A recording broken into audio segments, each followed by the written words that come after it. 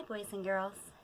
Today I'm going to read to you the next two chapters in the chapter book we've been reading, Midnight on the Moon by Mary Pope Osborne.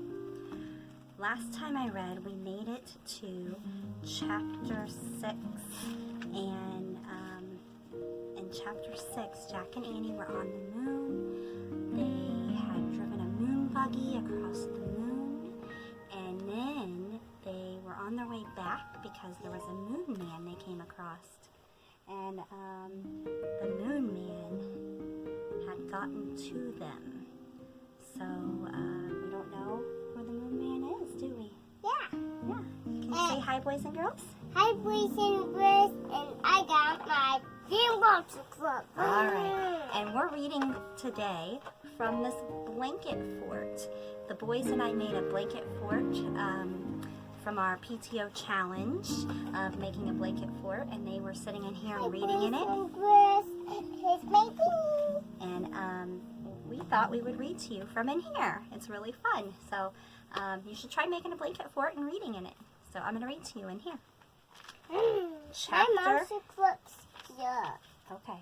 I need you to listen. Are you ready to listen? Okay. Chapter 7. The Moon Man. The Moon Man was standing right above Annie when she had fallen. Jack's heart nearly stopped. He could hear Annie talking. "Hi," she said. "We come in peace." There was silence. Then Jack heard Annie say, "Thank you. I have to help my brother up now." A moment later, Annie rolled Jack onto his back. She grabbed his hand and pulled him up. "Thanks," said Jack once he was standing. The Moon Man was a few feet away. His face was hidden by a metal visor. He looked like a spaceman, a huge spaceman with a giant tank on his back. It was as big as a refrigerator. "That's a jetpack," said Jack. "I've seen pictures of future astronauts flying with those things. It's like a mini spaceship, right?" The Moon Man didn't answer. "I don't think he can hear us," said Annie. "He's not hooked up to our radio." "Oh, right," said Jack. "I'll write him a message." "Good idea," said Annie. Jack pulled out his notebook and pencil. He wrote, "We're Jack and Annie. We come in peace from America. Who are you?" Jack handed the notebook and his pencil to the Moon Man. They looked tiny in his big hands. You can see that picture pretty well. Jack is handing the note to Annie.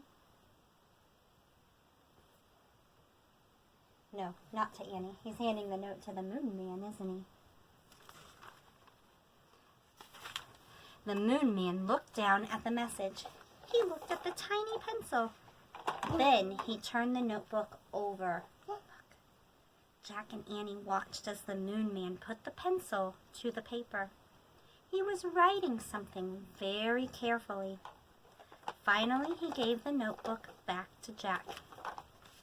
Jack and Annie stared at the marks.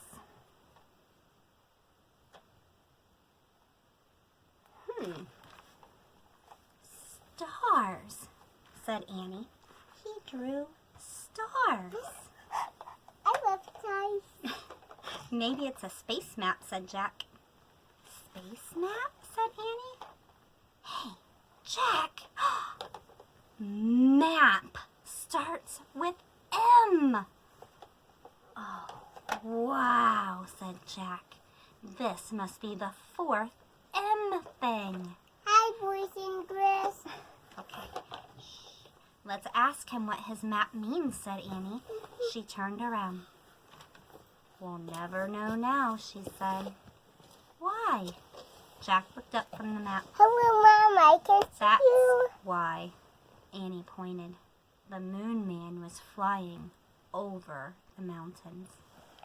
"Thanks!" Annie cried.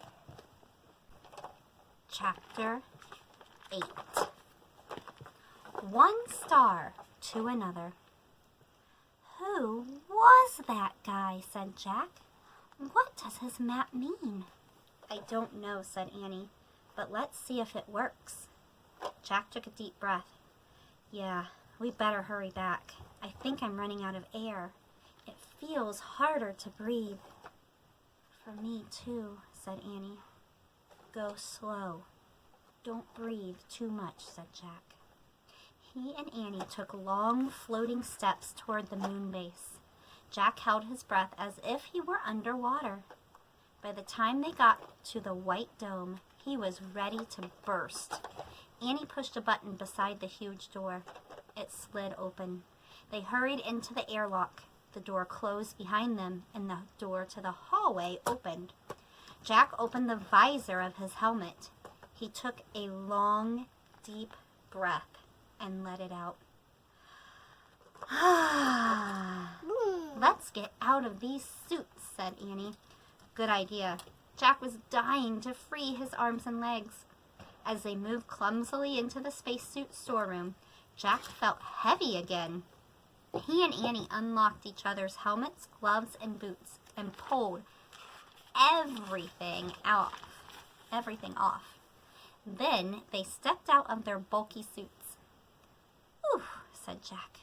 He took off his glasses and rubbed his eyes. It was great to be free, even if he no longer felt as light as a feather. Hurry, Peanut's waiting, said Annie. She led the way down the steps to the bright landing chamber. Yay, she said softly. Jack was relieved to see the treehouse still there. Soon they'd be heading home. He couldn't wait. Jack and Annie crawled through the treehouse window. We're back, Peanut, said Annie. Squeak! Peanut ran to the letter M. We missed you, said Annie. She patted the mouse's head.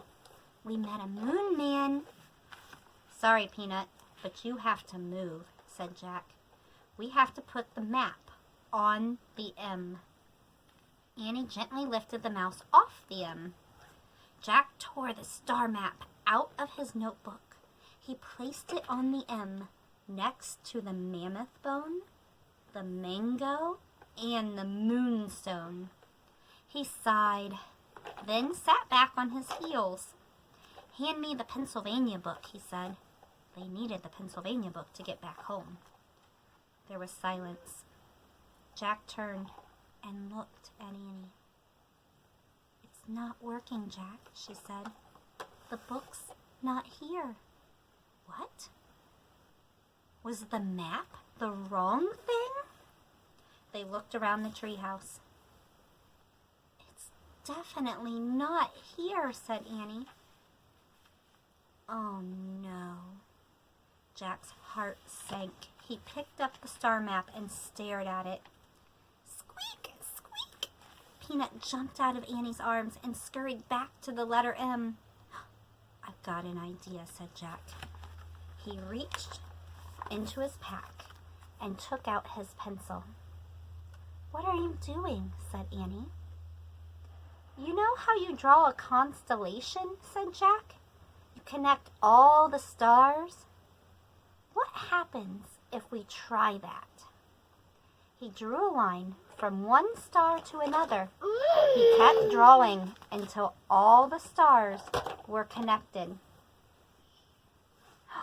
Let me see, said Annie. Jack held the paper out so they could both study it. It looks like a mouse, said Annie. Yeah, said Jack. I got this.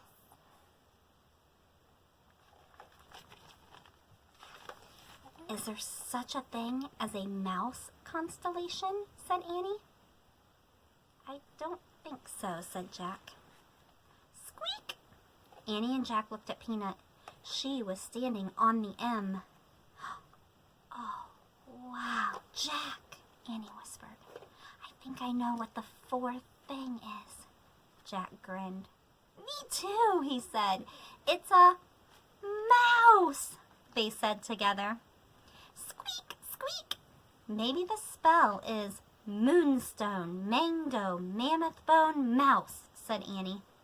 Jack touched each thing in turn as he whispered, Moonstone, mango, mammoth bone, mouse. Let's say it over and over and see what happens, said Annie. Together they chanted, Moonstone, mango, mammoth bone, mouse. Moonstone, mango, mammoth bone, mouse. Suddenly, a bright light filled the treehouse. The light got brighter and brighter and brighter. The brightness was blinding and whirling. The air spun with brightness. Then everything was clear. Peanut the mouse was gone. And Morgan Le Fay stood before Jack and Annie. All right, that was chapter 7 and 8. We'll read the rest of the book in the next video.